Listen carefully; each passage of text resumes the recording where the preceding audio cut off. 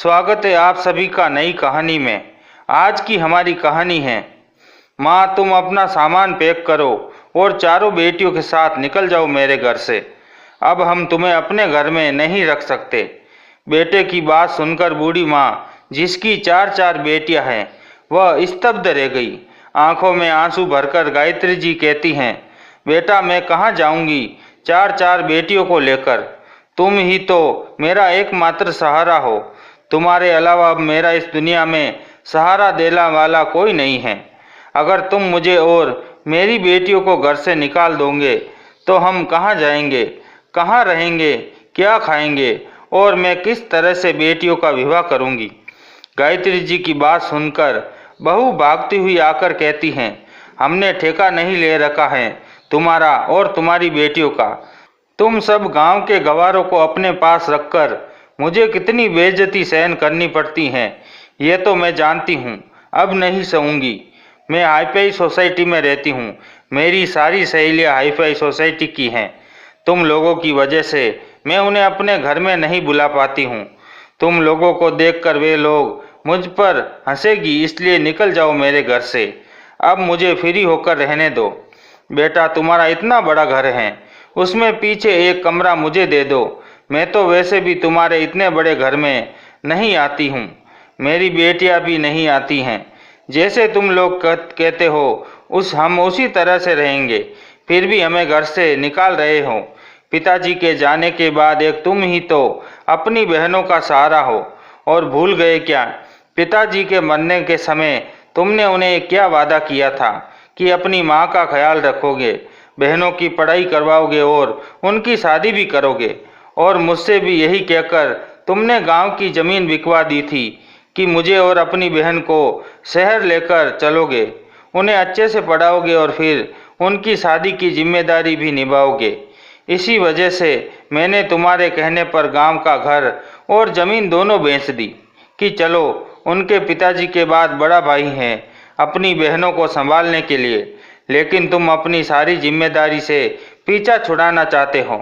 अब तो हम गांव भी वापस नहीं जा सकते और गांव गए भी तो जाकर क्या करेंगे। ना तो घर बचा है ना ही ज़मीन।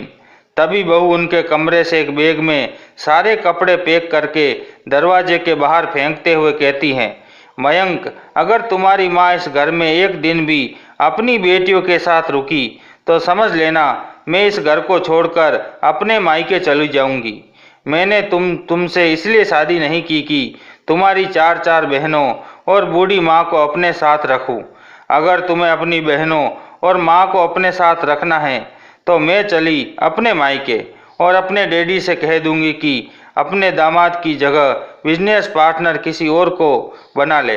ये बात सुनकर मयंक घबरा जाता है और कहता है, नहीं नहीं डार्लिंग, ऐसे कैसे, तुम मायके चली जाओगी, मैं तुम्हें कहीं नहीं जाने दूंगा।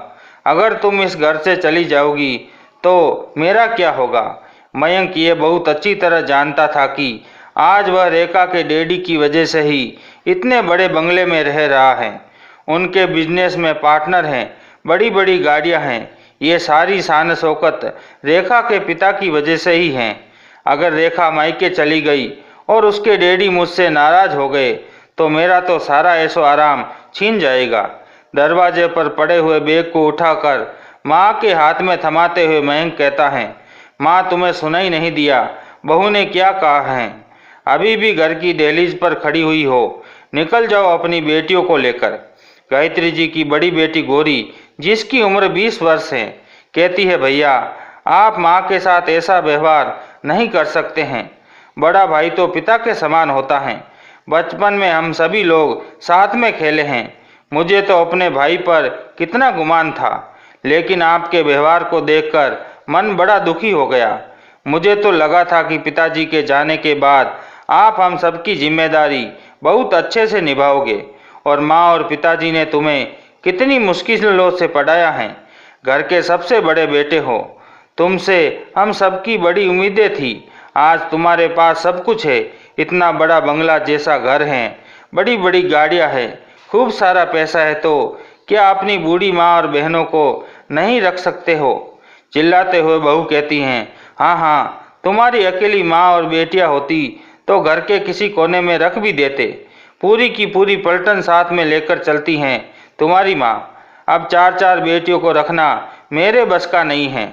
हमने इधर कोई धर्मशाला नहीं खोल रखी है जो तुम लोगों को अपने इधर रखेंगे और खर्चा भी उठाएंगे। मैंने मायके में सभी लोग बहुत पैसे वाले हैं।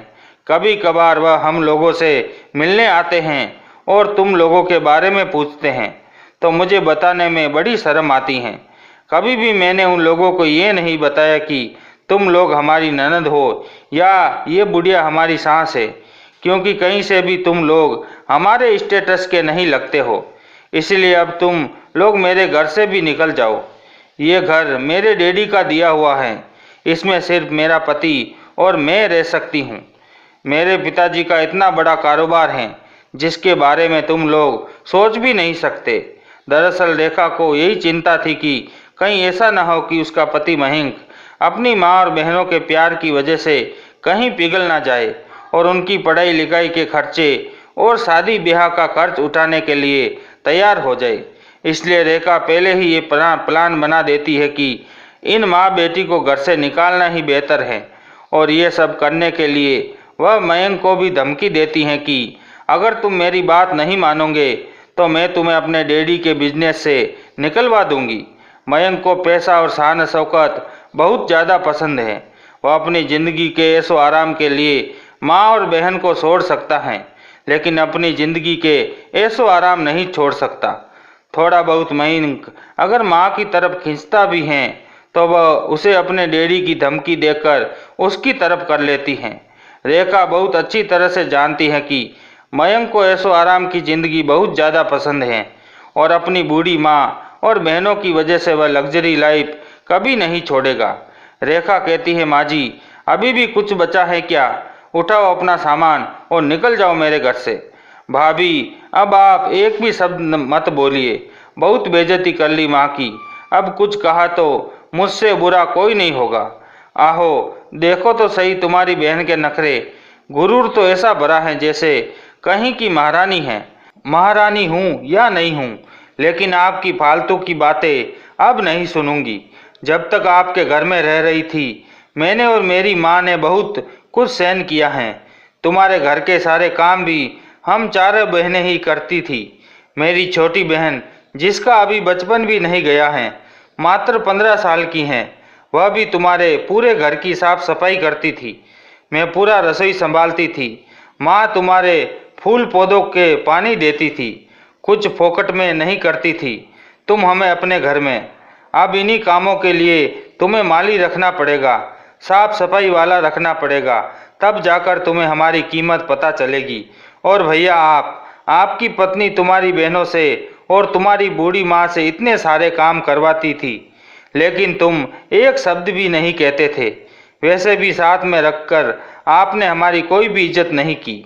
इससे अच्छा हम इस घर से निकलकर बाहर ही रहेंगे। देख रहे हो अपनी बहन के तेवर, हाथ में एक पैसा नहीं, लेकिन अकड़ 7वें आसमान पर। भाभी ये अकड़ नहीं बल्कि स्वाभिमान है। गायत्री जी की बेटी को शांत करते हुए कहती है, बेटा शांत हो जा। शहर में जाकर बेटा इतना बदल जाएगा इसकी हमने कभी उम्मीद नहीं की थी। बहू तो पराई थी लेकिन बेटा भी बदल गया है, तो इधर रहकर भी क्या करेंगे। ठीक है बेटा, तुम्हारे घर से जा रहे हैं। जाते जाते गायत्री जी बहू से कहती है, बहू तुम्हें जिस पैसे और रुतबे का घमंड है ना, एक दिन देखना मेरी बेटियां तुम्हारा घमंड तोड़ेगी और वह भी कामयाबी के ऐसे मुकाम को छुएगी जिसकी तुमने कभी उम्मीद भी नहीं की होगी। गायत्री जी की बात सुनकर बहू हंसने लगी और कहती, हाँ हाँ, क्या आता है तुम्हारी बेटियों को झाड़ू पोछा करना? किसी के घर में जाकर यही कर सकती है, और तो उन्हें कुछ नहीं आता। झाड़ू पोछा करके बर्तन धोकर अपना गुजारा करेगी, मेरी बराबरी करने चली हैं। बहू हाथों में सामान पकड़ाकर गायत्री जी और उनकी बेटियों को घर से बाहर धक्का दे देती है और कहती, पलटकर दोबारा मेरे घर में मत आना। गायत्री जी बेटे की तरफ बड़ी ही आस से देखती हैं। बेटा भी चुपचाप सिर झुकाकर घर के अंदर चला जाता है। गायत्री जी और उसकी बेटियां भी बहुत ज़्यादा दुखी हैं। सबसे ज़्यादा बेटे का मुख दर्शक बनकर सब कुछ देखते रहना उन्हें दुखी करता है। बेटे का व्यवहार गायत्री जी को खाए जा रहा था, लेकिन वह कर भी क्या सकती हैं। चारों बेटियों को लेकर सड़क के किनारे एक पेड़ के नीचे बैठी हुई थी। तभी सबसे छोटी बेटी मेहर रोने लगती है और कहती है, माँ अब हम कहाँ जाएंगे, कहाँ रहेंगे, क्या इसी पेड़ के नीचे हमें रहना होगा। बेटी की बात सुनकर गायत्री जी चारों बेटियों को गले लगा देती है और हिम्मत देते हुए कहती हैं, नहीं बेटा, एक दिन हमारा अपना भी घर होगा, हम भी अपने घर में शान से रहेंगे, सारे सुख सुविधाएं होंगी, कोई कमी नहीं होगी हमारे पास। बस कुछ दिनों की मुसीबत है, हमें इसे पार करना है। सुख दुख सबकी जिंदगी में चलता रहता है। अभी हमारा समय अच्छा नहीं चल रहा है, भगवान परीक्षा ले रहे हैं। तभी तो 6 महीने पहले तुम्हारे पिताजी हमें छोड़कर चले गए और अब तुम्हारे भाई ने भी हमें छोड़ दिया। लेकिन ये समय भी बीत जाएगा, एक दिन देखना हमारा समय आएगा। इसी तरह से अपनी बेटियों को गायत्री जी हिम्मत देती हैं। गायत्री जी की हिम्मत की वजह से ही उनकी बड़ी बेटी गौरी भी बड़ी ही हिम्मत वाली हैं। शाम होते होते सबको भूख लगने लगी। माँ इधर आसपास मुझे कुछ नहीं दिख रहा है। जब से भैया के पास शहर में आए हैं, भैया कहीं हमें लेकर भी नहीं गए जिससे शहर जाना पहचाना हो। पास में ही किसी मंदिर की घंटी की आवाज़ आ रही है, चलो उधर ही चलते हैं, हो सकता है उधर हमें कुछ खाने को मिल जाए। गायत्री जी अपनी बेटियों को लेकर मंदिर की तरफ चल पड़ती हैं। देखा तो मंदिर में भगवान की दया से भंडारा हो रहा था। गायत्री जी बेटियों के साथ भंडारे का भोजन करती हैं और भगवान का लाख लाख धन्यवाद करती हैं कि आज तो मुझे तुम्हारी सत्ता पर पूरा भरोसा हो गया है कि तू किसी को भी भूखे नहीं सोने दे सकता। 1-2 दिन गायत्री जी मंदिर में ही वहाँ का प्रसाद खाकर गुजार देती हैं, लेकिन फिर वह अपनी बेटियों से कहती है, बेटा हम इस तरह से ज़्यादा दिन तक नहीं रह सकते, हमें कुछ करना पड़ेगा, अपने लिए कुछ काम ढूंढना पड़ेगा, तभी हम पैसा कमा पाएंगे और अपने लिए एक छत ले पाएंगे, मेहनत से ही 2 वक्त का खाना खा पाएंगे। लेकिन माँ, हमारे पास तो एक पैसा भी नहीं है और बिना पैसे के हम कुछ नहीं कर पाएंगे। अपने कानों के छोटे छोटे कुंडल उतारते हुए गौरी के हाथ में देकर गायत्री जी कहती है, बेटा हम इन सोने के कुंडल को बेच देंगे। वैसे तो मेरा मन इन्हें बेचने का नहीं है, क्योंकि तुम्हारे पिताजी ने बड़े ही मन से ये मुझे दिए थे, लेकिन क्या करे, मेरी बेटियों से ज़्यादा मेरे लिए कुंडल जरूरी नहीं है। पर माँ, हमें तो पता भी नहीं है कि हम इनको कहाँ बेचेंगे। तभी मंदिर की सीढ़ियों से उतरते हुए एक सेठ और सेठानी उन्हें दिखाई देते हैं। गायत्री जी उनके पास जाती है और हाथ जोड़कर कहती हैं, आप मुझे बड़े ही धनी व्यक्ति लगते हैं, मुझे पैसों की बहुत ज़रूरत है, आप मेरे सोने के कुंडल ले लीजिए, खरे सोने के हैं, चाहे तो इनको चेक भी कर सकते हो और इसके बदले में जितनी भी कीमत आपको ठीक लगे मुझे दे दो, मुझे पैसों की बहुत ज़रूरत है। वह सेठ सेठानी बहुत ही भले दिल के लोग थे। तुम कुंडल क्यों बेच रही हो? सेठ जी पूछते हैं। बस कुछ मजबूरी है साहब, 4 बेटियों की जिम्मेदारी है, इसलिए बेचने पड़ रहे हैं। इतना कहते कहते गायत्री जी के आंखों में आंसू भर आए।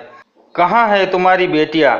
सेठानी जी ने पूछा तो गायत्री जी ने सीढ़ियों पर बैठी हुई अपनी 4 बेटियों की तरफ इशारा किया।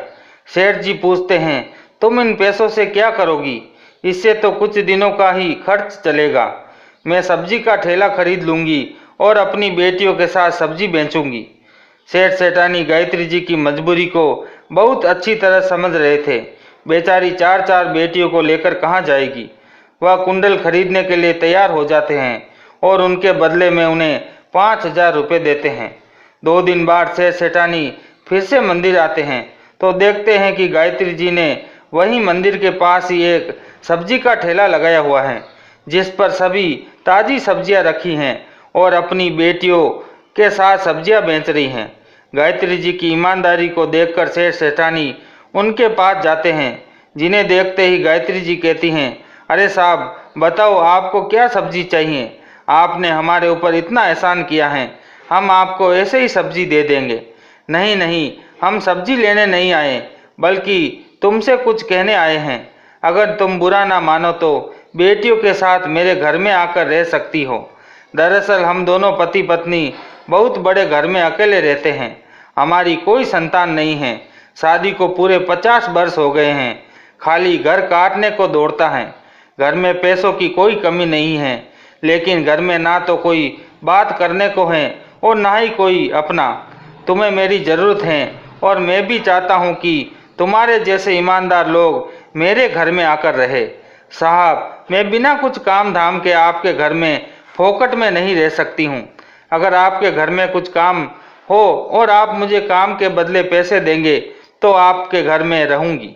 इसे सुनकर सेठ सेठानी खुश हो जाते कि सच में गायत्री जी और उनकी बेटियां बहुत ही ईमानदार और स्वाभिमानी हैं।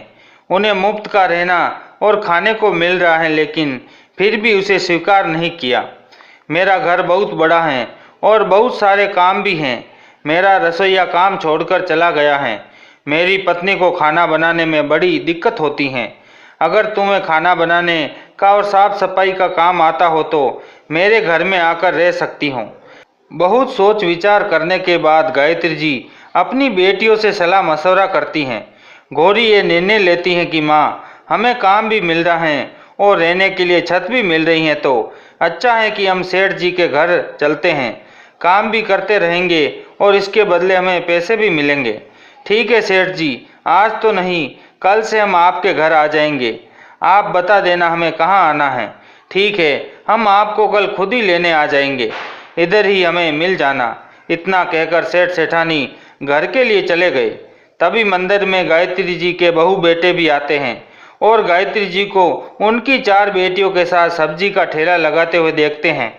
पहले तो बहू ठहाका लगाकर हंसती हैं, फिर कहती हैं, मैंने कहा था ना कि तुम माँ बेटी की यही औकात है। या तो किसी घर में झाड़ू पोछा करोगी या बर्तन धोओगी, लेकिन मुझे ये उम्मीद नहीं थी कि तुम्हें सड़कों पर सब्जी बेचने पड़ेगी। अच्छा हुआ कि मैंने तुम्हें अपनी किसी सहेली या सोसाइटी मेंबर से नहीं मिलाया, वरना वह लोग क्या सोचते। और तुम्हें यही मिला था सब्जी बेचने के लिए। कुछ तो मेरे बारे में सोच लिया होता। बहू, अगर आज मुझे सब्जी का ठेला लगाना पड़ रहा है तो इसके जिम्मेदार भी तुम दोनों ही हो, क्योंकि तुम दोनों के कहने पर ही मैंने गांव की ज़मीन और घर बेचा था। लेकिन शहर में आकर बेटा इतना स्वार्थी निकल गया जिसकी कभी उम्मीद नहीं की थी। अगर गांव में मेरा घर और ज़मीन होती तो हम उधर वापस चले जाते, लेकिन इन दोनों ने हमें कहीं का नहीं छोड़ा। हमारा सब कुछ छीन लिया और उसके बाद घर से निकाल दिया। लेकिन एक दिन हमारा समय जरूर बदलेगा। जितना आज मेरा और मेरी बेटियों का मजाक बनाती हो, एक दिन देखना तुम्हारी बराबरी पर मेरी बेटियां खड़े होकर दिखाएगी। बहू फिर हंसने लगी और कहती हैं, क्यों मजाक करती हो माँ जी? सब्जी का ठेला लगाकर तुम्हारी बेटियां मेरी बराबरी करेगी। जाओ बुढ़िया, मेरे घर के पास से सब्जी का ठेला हटाओ। सब्जी के ठेले से सब्जियों को उठाकर मयंक फेंक देता है। गौरी, मेघा और शुभा सब्जियों को फेंकने से मना करती है, लेकिन सब्जियों को फेंककर बहू बेटा कार में बैठकर चले जाते हैं। आज गायत्री जी और उनकी बेटियों की आंखों में आंसू नहीं थे, बल्कि उन सबके दिल में एक ऐसी तमन्ना जाग उठी थी कि अब बस किसी तरह से बड़ा आदमी बनकर दिखाना है, खूब सारे पैसे कमाने हैं और भाई भाभी को दिखाना है कि पैसे कमाना इतना मुश्किल काम भी नहीं, चाहे दिन रात मेहनत करनी पड़े। हम चारों बहनें मेहनत करेंगी, लेकिन अपनी माँ का सर कभी झुकने नहीं देंगी। माँ, तुम चिंता मत करो। सुबह सुबह मंदिर के पास गायत्री जी अपनी बेटियों के साथ बैठी ही थी कि सेठ सेठानी कार लेकर लेने आ गए।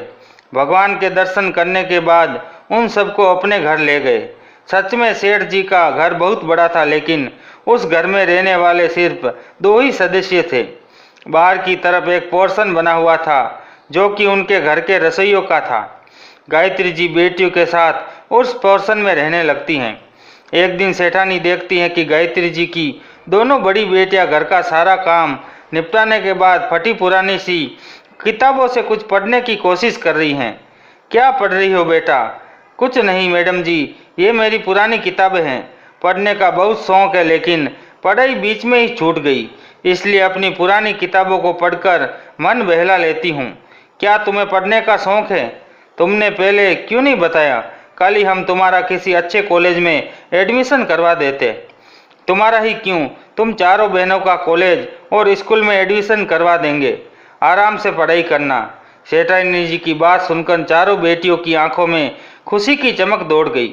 पढ़ाई की बात आने पर एक बार भी उनकी बेटियां मना नहीं करती हैं। घर के सारे काम धाम करने के बाद गायत्री जी की चारों बेटियां मन लगाकर पढ़ाई करती हैं। गौरी का LLB करने का सपना था और वह जल्दी अपने सपनों को पूरा कर लेती हैं। दूसरे नंबर की बेटी मेघा पढ़ाई में बहुत होशियार थी, वह भी पुलिस विभाग में एक अफसर बन जाती हैं। तीसरे नंबर की बेटी को पढ़ाई में ज़्यादा इंटरेस्ट नहीं था, इसलिए वह कहती हैं कि उसे अपना बिजनेस करना है। वह एक छोटा सा बुटीक का बिजनेस शुरू करती हैं और धीरे धीरे उसका बिजनेस बहुत बढ़ता चला जाता है। खूब मुनाफा होता है और छोटी बेटी UPSC की तैयारी कर रही हैं। इसी तरह करते करते पूरे 6 साल बीत गए। दूसरी तरफ इन 6 सालों में मयंक और रेखा की जिंदगी में बहुत कुछ बदल गया था। रेखा के पिताजी, जिनके बिजनेस में मयंक पार्टनर था, उनकी हार्ट अटैक की वजह से मृत्यु हो गई। सारा बिजनेस का भार मयंक के कंधों पर आ गया था। मयंक बिजनेस में पार्टनर जरूर था, लेकिन उसे बिजनेस को चलाने की बारीकियां पता नहीं थी और ना ही उसने कभी उसे सीखने की कोशिश की। सिर्फ ऊपरी तौर पर वह अपनी पत्नी के पिता का साथ देता रहा। धीरे धीरे उसे बिजनेस में घाटा होता गया और एक दिन ऐसा आया कि उसका सारा बिजनेस बिकने के कगार पर आ गया। आज वही दिन है। पूरे शहर में हल्ला है कि राय साहब के बिजनेस की बोली लगने वाली है। करोड़ रुपए की बोली लगेगी। बोली लगने का एक निश्चित समय तय किया गया। शहर का एक बहुत बड़ा हॉल है जहां पर मयंक और रेखा बैठे हुए थे। पिता के बिजनेस को डूबते हुए और बिकते हुए देखकर रेखा को बिल्कुल भी अच्छा नहीं लग रहा है, लेकिन क्या करे, उन लोगों के पास बिजनेस को बचाने के लिए इतना पैसा नहीं है कि उसे फिर से खड़ा कर सके। अगर बेचेंगे नहीं तो और भी बर्बाद हो जाएंगे। पूरा घर बार बेचने के बाद भी वह अपने बिजनेस को बचा नहीं पाए। बिजनेस को बचाने के चक्कर में रेखा और मयंक को अपना घर भी बेचना पड़ा। सारे जेवर बेच दिए, लेकिन फिर भी बिजनेस को नहीं बचा पाए। अंत में एक छोटा सा कमरा लेकर उसमें दोनों रह रहे हैं। पूरा हॉल लोगों से खचाखच भरा हुआ है। अलग अलग लोग अलग अलग बोलियां लगा रहे हैं। बोली 1 करोड़ से शुरू होती हैं, तभी दूसरा व्यक्ति 1 करोड़ 20 लाख रुपए बोल देता है। फिर बीच में एक और व्यक्ति उठता है जो 1 करोड़ 50 लाख की बोली लगाता है। 1 करोड़ 50 लाख पर बात डन हो जाती हैं। तभी पीछे बैठी हुई एक लड़की की आवाज़ सुनाई देती है जो 2 करोड़ की बोली लगाती हैं। 2 करोड़ की बात सुनकर पीछे पलटकर सभी लोग देखने लगते हैं कि कौन है जो बिजनेस को 2 करोड़ में खरीदने के लिए तैयार है। पीछे से गौरी अपनी माँ के साथ बैठी हुई हैं, जिसने 2 करोड़ की बोली लगाई है। 2 करोड़ पर बात डन हो जाती हैं। बाद में स्टेज पर फॉर्मेलिटी पूरी करने के लिए लड़की को बुलाया जाता है। लड़की अपने साथ अपनी माँ को भी लेकर आई। दोनों लोग स्टेज पर आती हैं तो सभी लोग आपस में कानाफूसी करने लगते हैं। अरे ये तो हमारे शहर की बहुत बड़ी वकील गौरी हैं और साथ में उनकी माँ गायत्री जी हैं। ये सुनकर मयंक और रेखा दोनों को गौर से देखते हैं, क्योंकि दोनों के चेहरे की रंगत बदल गई। माँ जब पहले उसके पास रहती थी तो एकदम से दुबली पतली थी, सूती साड़ी पहने रहती थी, लेकिन आज उन्होंने सिल्क की महंगी साड़ी पहनी हुई है। बेटे ने माँ को स्टेज पर देखा। गले में एक बड़ी मोटी सी सोने की चेन पहनी है, हाथ में घड़ी बांधी है। पास में ही नीले रंग का सलवार सूट पहने उनकी बहन गौरी खड़ी हैं, जिसे देखकर बहू बेटे दोनों के होश उड़ गए। ये कैसे हो सकता है? मयंक के हाथ पर चीटी काटते हुए उसकी पत्नी कहती हैं, कहीं मैं कोई सपना तो नहीं देख रही? क्या ये वही बुढ़िया है जिसे मैंने घर से धक्के मारकर निकाला था, या कोई और है?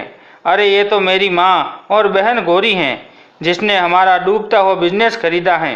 दोनों के चेहरे पीले पड़ गए। तभी स्टेज पर मयंक को बुलाया जाता है। सामने अपने बेटे बहू को देखकर गायत्री जी और उसकी बेटी भी चौंक जाती हैं।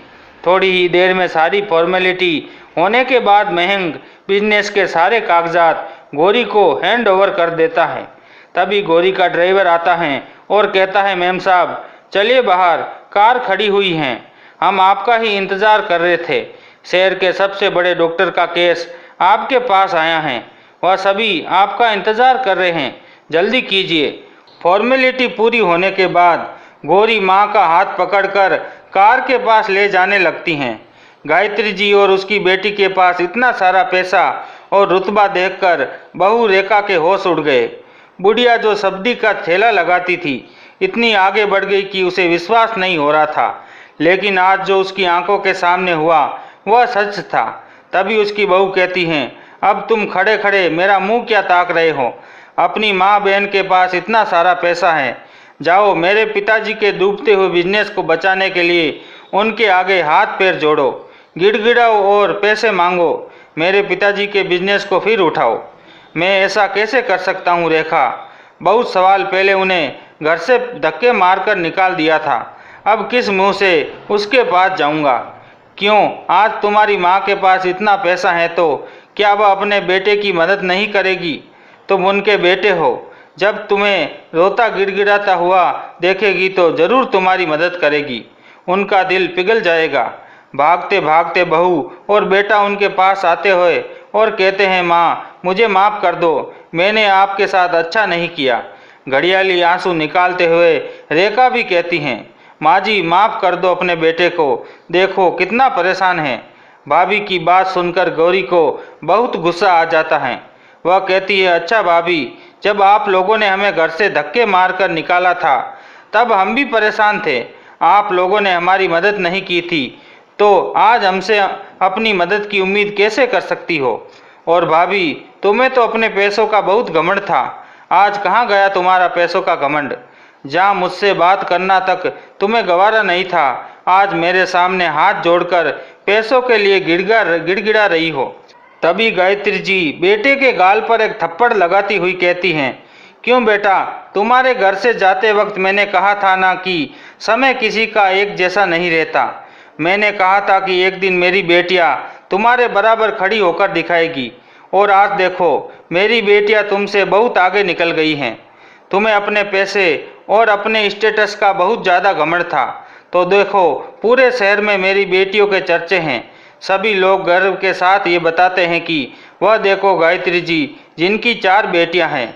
बड़ी बेटी शहर की सबसे बड़ी वकील हैं, दूसरे नंबर की बेटी पुलिस ऑफिसर हैं, और तीसरे नंबर की बेटी मेघा का शहर में कपड़ों का बहुत बड़ा बिजनेस है, और चौथे नंबर की बेटी का तो आज ही यूपीएससी का रिजल्ट आया है, अब वह पास हो गई हैं, वह भी पुलिस अफसर बन जाएगी। जब लोग मेरे बारे में इस तरह की बातें करते हैं तो फख्र से मेरा सीना चौड़ा हो जाता है। मेरी बेटियां मेरी शान हैं। ये सुनकर रेखा आग बबूला हो जाती हैं। मन में सोचती हैं, मैं तो समझ रही थी कि इसकी एक ही बेटी वकील बनी है, बाकी तो वैसी ही होगी, लेकिन इसकी तो चारों बेटियां पढ़ लिख कर बड़ी अफसर बन गई हैं। जलन के मारे रेखा जल रही थी। मयंक कहता है, माँ अगर हम चारों आपकी बेटियां हैं तो मैं भी तो आपका बेटा हूँ। आज आपके बेटे को आपकी ज़रूरत है, तो क्या मदद नहीं करोगी? कैसी मदद? कौन सी मदद? तुम्हारे जैसे बेटे होने से तो अच्छा है कि मुझे एक और बेटी होती। तुम्हारे जैसा स्वार्थी और लालची बेटा मुझे नहीं चाहिए, जिसे पैसों के आगे कुछ दिखाई नहीं देता है, ना तो अपनी माँ और ना ही अपनी बहनें, बस अपनी पत्नी के कहने में चलता है। तुमसे कभी अपने बेटे होने का फ़र्ज नहीं निभाया, मुझे फ़र्ज का ज्ञान दे रहे हो।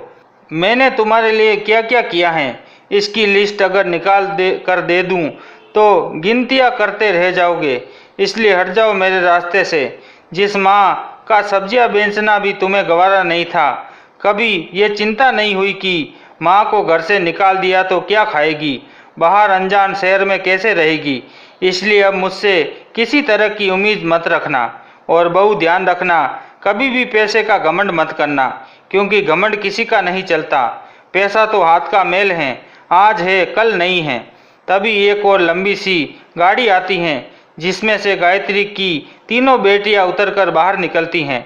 तीनों कहती हैं, माँ जल्दी से मंदिर चलो, मैंने मंदिर में दान करने के लिए सब कुछ खरीद लिया है। बस आपको अपने हाथ से वह सारा सामान दान करना है। आज मेरी चारों बेटियां इतनी आगे बढ़ गई हैं, इनकी तरक्की कर ली है कि देखो हमारी छुटकी ने भी यूपीएससी क्लियर कर लिया है, अब वह भी पुलिस अफसर बन जाएगी। गायत्री जी सलाम देकर अपनी छोटी बेटी को गले लगा देती हैं। इधर सास और ननद के ठाठ को देखकर रेखा के पसीने छूटने लगते हैं। वह उस दिन को याद कर रही थी जिस दिन उसने इन पांचों को घर से निकाला था, और आज देखो सभी कितने बड़े बड़े पदों पर प्रतिष्ठित हो गई हैं और मैं सड़क पर आ गई हूँ। गायत्री जी चारों बेटियों के साथ कार में बैठकर मंदिर के लिए निकल पड़ती हैं। बेटे बहू की तरफ पलट कर भी नहीं देखती। गायत्री जी की चारों बेटियों ने मिलकर शहर में एक बड़ा सा घर खरीद लिया था, जहाँ पर अब वह रहती और अपने साथ मदद करने वाले सेठ सेठानी को भी रखती, क्योंकि उन लोगों ने गायत्री जी और उनकी बेटियों के साथ जो किया इतना तो अपने भी नहीं करते। बहुत सारे एहसान थे उन लोगों के, इसलिए बुढ़ापे में उन्हें अकेला छोड़ना गायत्री जी ने सही नहीं समझा। अपने घर ले आई और उनकी ठीक ठाक से देखभाल करती हैं। तो दोस्तों, इस कहानी को लेकर आपकी क्या राय है, कमेंट करके हमें ज़रूर बताएं। और अगर कहानी अच्छी लगी तो प्लीज़ इसे लाइक करें, शेयर करें और चैनल को सब्सक्राइब जरूर करें। मिलते हैं किसी नई कहानी के साथ अगली वीडियो में। धन्यवाद।